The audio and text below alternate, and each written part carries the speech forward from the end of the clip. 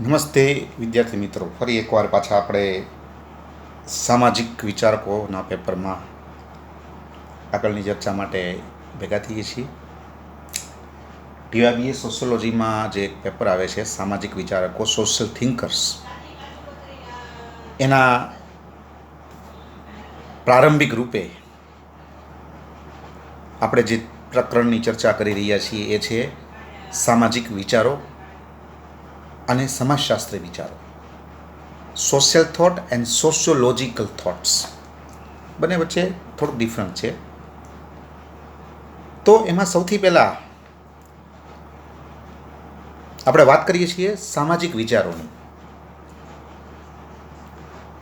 જો આપણે જુદા જુદા વિચારકોનો સ્ટડી કરવો હોય, આપણે જો જુદા જુદા વિચારકોને સમજવા હોય, ખાસ કરીને જે લોકોએ સમાજશાસ્ત્રના વિકાસમાં સમાજશાસ્ત્ર અંગે, સમાજ અંગે જે કાંઈ પોતાની ફિલોસોફી કે તત્વજ્ઞાન કે વિચારો આપેલા છે, જો આપણે એને સમજવા હોય તો આપણે આપણા મનમાં એ વસ્તુ ક્લિયર હોવી જોઈએ કે what is the meaning of social thoughts and what is the meaning of sociological thoughts.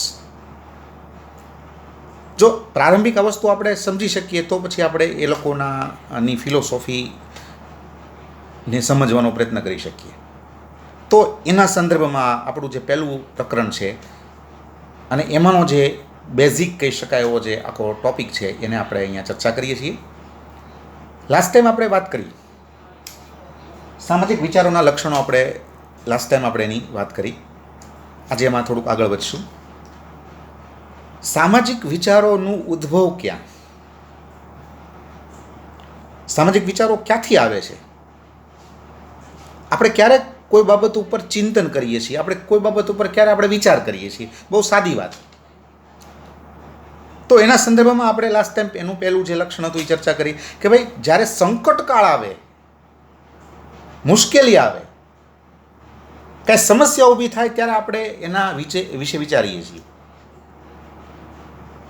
એની સમસ્યાની પાછળ રહેલા કારણો, એના ઉપાયો, આ બધી વસ્તુ આપણે ત્યારે વિચારીએ છીએ. જ્યાં સુધી આપણે કાંઈ વિચારતા નથી, જ્યાં સુધી રોગ ન થાય ત્યાં સુધી આપણે દવા લેવા નથી જતા.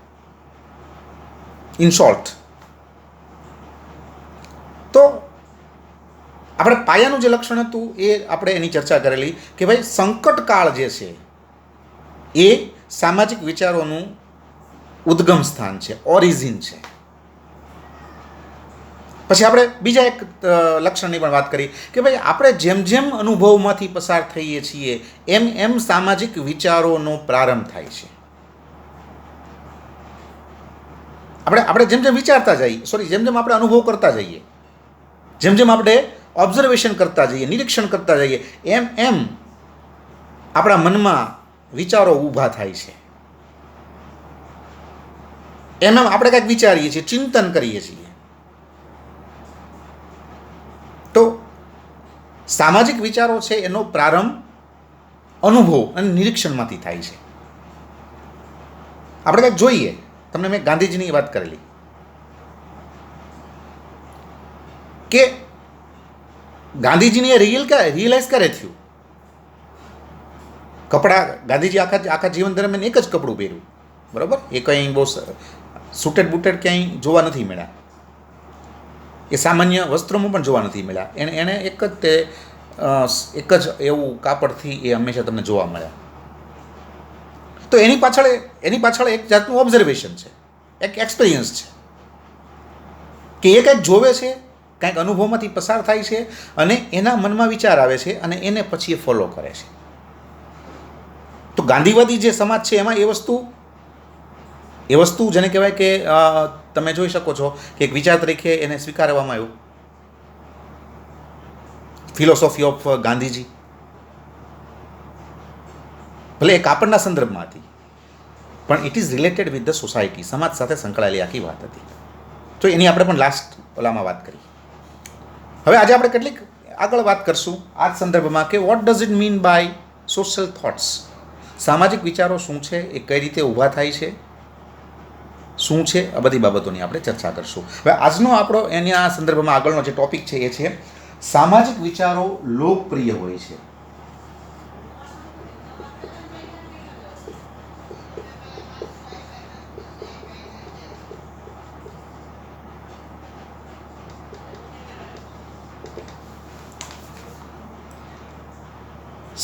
આ સમાજ જીવન અંગેના વિચારો છે, આ સમાજ જીવન અંગેનું ચિંતન છે. આપણે પણ પહેલાં પણ એની વાત કરી કે આનો કોઈ બહુ ટેકનિકલ કોઈ અર્થ નથી. સામાજિક વિચારો છે એનું કોઈ ટેકનિકલ સ્વરૂપ નથી. It is very common, it is very practical and it is totally related with our life. આપણા જીવન સાથે આ આખી સંકળાયેલી આ આખો કન્સેપ્ટ છે કે આપણે પણ આ બધા સામાજિક વિચારો સાથે સંકળાયેલા છીએ. આપણે જોઈએ છીએ, આપણે એને એક્સેપ્ટ કરીએ છીએ, આપણે પણ એના ઉપર વિચારીએ છીએ. That is why it is related with our practical, our routine life. તો સમાજ જીવન અંગેનું જે આખું ચિંતન છે, જેને આપણે સામાજિક વિચારો કહીએ છીએ, એ વાસ્તવમાં ધીમે ધીમે બહાર આવ્યા પછી લોકપ્રિય પણ બને છે. લોકો એને ફોલો કરે છે, લોકો એને અનુસરે છે. અને એનું બેસ્ટ એક્ઝામ્પલ ગાંધીજીએ, ફોર એક્ઝામ્પલ આપણે વાત કરી કે ભાઈ ગાંધીજી છે તો એણે એક સરસ મજાનું એક વિચાર આપ્યો કે ભાઈ અસ્પૃશ્યતા છે એ હિન્દુ ધર્મનું કલંક છે. હવે એ વસ્તુ ક્યાંથી આવી, એ વસ્તુ કઈ રીતે એણે એ વિચાર કઈ રીતે બન્યો, એની આપણે ચર્ચા ઓલરેડી આપણે પહેલાં કરી ચૂક્યા છીએ કે ગાંધીજીએ ફીલ કર્યું કે ભારતના સમાજ જે છે, ભારતનો સમાજ એ એની મોટામાં મોટી ખામી છે તો કે જાતિવાદી આખી વ્યવસ્થા, જાતિના આધારે વ્યક્તિનું મૂલ્યાંકન, જાતિના આધારે કરવામાં આવતો જુદા જુદા સમૂહોને અન્યાય, આ બધું એને જોયું, અનુભવ કર્યો, ઓબ્ઝર્વેશન કર્યું. અને એમાંથી એણે એક સૂત્ર, એક વિચાર આપ્યો કે ભાઈ અસ્પૃશ્યતા એ હિન્દુ ધર્મનું કલંક છે. હવે આ વિચાર છે તમે જોઈ શકો છો કે આ એક પોપ્યુલર વિચાર બન્યો. ધીમે ધીમે સમાજની અંદર આખો એક જેને કહેવાય કે ખૂબ જ લોકપ્રિય આ વિચાર બન્યો. અને જે લોકો ગાંધીજીના અનુયાયીઓ હતા, પ્લસ જે લોકો ગાંધીજીમાં વિશ્વાસ રાખતા હતા, શ્રદ્ધા રાખતા હતા, પ્લસ સમાજના જે કહી શકાય એવા જે સમજદાર માણસો હતા, એણે આ વિચારને સ્વીકારી લીધો અને એ પ્રમાણે એણે એ દિશામાં કામ કરવાના પ્રયત્નો પણ કર્યા. ગાંધીજી પછી ઘણા બધા એવા લોકો આવ્યા કે જે ભારતીય સમાજના ઉચ્ચ વર્ગમાં હતા, ખૂબ જ પૈસાપાત્ર હતા, પણ છતાં એણે અસ્પૃશ્યતા નિવારણ માટે થઈ અને ઘણા બધી પ્રયત્નો કર્યા, કામ કર્યું છે. તો એનું કારણ શું છે તો કે ગાંધીજીએ જે વિચાર આપ્યો, ગાંધીજી દ્વારા બહાર આવેલો આ જે સામાજિક વિચાર હતો એ સમગ્ર સમાજમાં, સમગ્ર કહી શકાય એવા સમાજમાં એ લોકપ્રિય બન્યું. તો સામાજિક વિચાર જે છે એને લોકપ્રિયતા સાથે પૂરેપૂરો સંબંધ છે એમ કહી શકાય. પછી હમણાં મેં તમને વાત કરી કે ભાઈ આજથી તમે ઘણા વર્ષો પહેલાંની વાત કરો તો અમે કુટુંબ નિયોજનનો કોઈ પ્રશ્ન જ નહોતો, કારણ કે એવી કોઈ સમસ્યાઓ ત્યારે ક્રિએટ નહોતી થતી. પરિણામે કંઈ કુટુંબ નિયોજન હોવું જોઈએ, કુટુંબ લિમિટેડ હોવું જોઈએ, એવો કોઈ કન્સેપ્ટ નહોતો, એની કોઈ જરૂર નહોતી અને કન્સેપ્ટ પણ નહોતો. પણ ધીમે ધીમે વસ્તી વધવા માંડી. વસ્તી વધી, એની અમે રિસોર્સિસ જે છે, સંસાધનો, એ તો મર્યાદિત છે. એટલે પરિણામે શું થવા માંડ્યું તો કે એક પ્રકારનું અનબેલેન્સ ઊભું થયું અને પરિણામે સમાજના જે લોકો હતા એને એક વસ્તુ રિયલાઇઝ થઈ કે ભાઈ જો સમાજની અંદર વસ્તી વધતી રહેશે તો આ સમસ્યા વધુને વધુ વિકટ બનશે. આજે તો આપણે જેને કહેવાય છે કે આપણને સંસાધનો થોડા અંશે એનો ઉપયોગ આપણે કરી શકીએ છીએ, પણ ભવિષ્યમાં તો કદાચ એમાં બહુ મોટી વિકટ પરિસ્થિતિ ઊભી થશે, કારણ કે વસ્તી સતત વધતી જશે તો એ પ્રશ્ન ઊભો થવાનો છે. સંસાધનો વધવાના નથી, એ તો છે એટલા રહેવાના છે, એમાં કાંઈ ઝાઝો વધારો થવાનો નથી. વસ્તી વધશે તો એની સામે આ એક સમસ્યા ક્રિએટ થવાની છે. તો ધીમે ધીમે જો આ અચાનક આવેલી વાત નથી, આ કાંઈ એક બે દિવસ કે એકાદ વર્ષનું કાંઈ આ કાંઈ પરિણામ નથી, પણ છેલ્લા ઘણા સમયથી વસ્તી વધતી જાય છે અને એના પરિણામે જે સમસ્યાઓ ઊભી થાય છે એ સમસ્યાઓને લોકો અનુભવે છે, એનું નિરીક્ષણ કરે છે. એક પ્રકારની સંકટકાળની પરિસ્થિતિ છે અને એના આધારે એક કન્સેપ્ટ આવ્યો કે કુટુંબ નિયોજન હોવું જોઈએ. શરૂઆતના તબક્કામાં આવ્યું કે ભાઈ નાનું કુટુંબ, સુખી કુટુંબ, કેટલા બાળકો કરવા એવું કાંઈ કહેવાનું હોય કે ભાઈ 2 કરો, 1 કરો, બરાબર, નાનું કુટુંબ રાખો, બસ. શું કામ? કુટુંબ નિયોજન માટે, વસ્તી વધારાને અંકુશમાં લાવવા માટે. તો ધીમે ધીમે એ લોકપ્રિય બન્યો. જે કાંઈ ભણેલા ગણેલા માણસો હતા, એ ભણેલા ઘણા માણસો છે તો એ નાનું કુટુંબ ના કન્સેપ્ટ સાથે સંમત હતા અને એ લોકો નાનું કુટુંબ બનાવવાનો જ પ્લાન કરતા. પણ છતાં પછી આગળ વધતા ગયા એમ પછી આવ્યું ભાઈ અમે બે અમારા બે પતિ પત્નીએ નક્કી કર્યું ભાઈ હવે આપણે બે જ બાળકો છે એને આપણે જન્મ આપશું. બે જ બાળકો છે એ જ બરોબર છે આપણી માટે અને સમાજ માટે. તો ધીમે ધીમે એ પણ કન્સેપ્ટ પ્રચલિત બન્યો.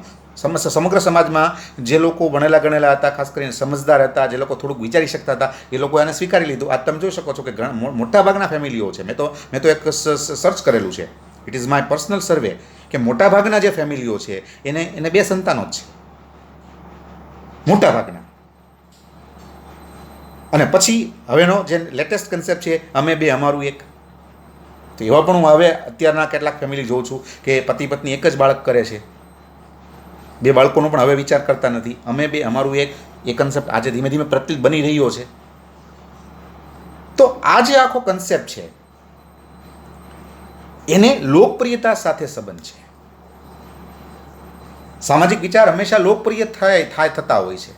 અને એટલા માટે જે સામાજિક વિચારો કહેવાય છે, કારણ કે સમગ્ર સમાજમાં એનો ફેલાવો થાય, સમગ્ર સમાજ છે એની અંદર એની પ્રખ્યાતિ થાય, સમગ્ર સમાજ જે છે એ એને ફોલો કરે અથવા એને અનુસરે અથવા એની વિશે જાણે, તો જ એ સામાજિક વિચાર બને.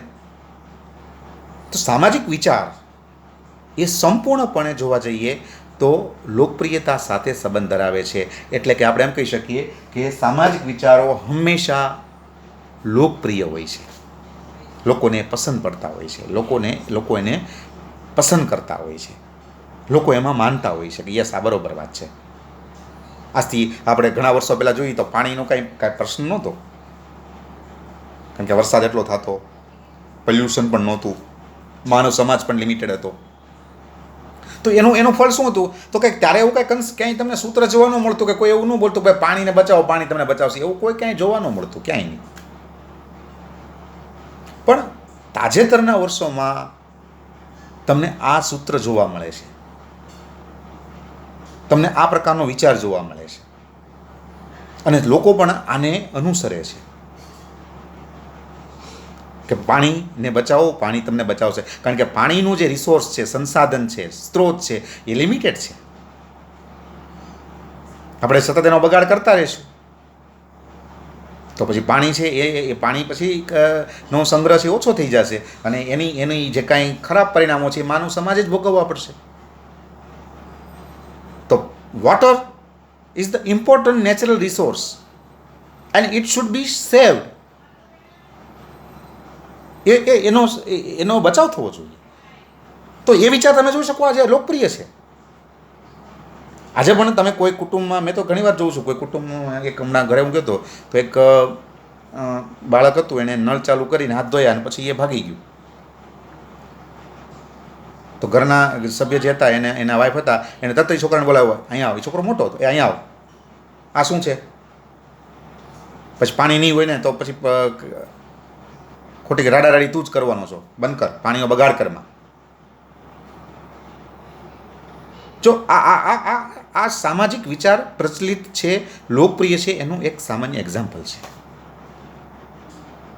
તો સામાજિક વિચાર એ હંમેશા લોકપ્રિય હોય છે, અને લોકપ્રિય હોય તો જ એને જે વિચાર, જે ખ્યાલ, જે ચિંતન કે મનન લોકપ્રિય હોય એને જ તમે સામાજિક વિચાર કહી શકો. સમાજમાં ફેલાયેલું હોવું જોઈએ, સમાજની અંદર એની લોકપ્રિયતા હોવી જોઈએ, સમાજના મોટાભાગના લોકો એને અનુસરતા હોવા જોઈએ. That is why it Bing A social thought. અને એ રીતે સામાજિક વિચાર બને છે. તો સામાજિક વિચાર લોકપ્રિય હોય છે, સમાજની અંદર એ ફેલાયેલા હોય છે, અને સમાજના લોકો એમાં શ્રદ્ધા રાખતા હોય છે, એને અનુસરવાનો પ્રયત્ન કરતા હોય છે, ખાસ કરીને એની માટે જાગૃત હોય છે. તો સામાજિક વિચારો અંગે આપણે જે કાંઈ બાબતોની ચર્ચા કરી એમાં પહેલાં આપણે વાત કરી સંકટકાળ. એવો સમય, સંકટ આવે તો સામાજિક વિચારો ઊભા થતા હોય છે. નિરીક્ષણ અને અનુભવ દ્વારા સામાજિક વિચારો છે એનો પ્રારંભ થતો હોય છે, અને સામાજિક વિચારો સમાજની અંદર લોકપ્રિય હોય છે. તો આ રીતે આપણે વાત કરી છીએ. આગામીમાં પાછા આ સંદર્ભમાં કંઈક વાત કરશું. Thank you.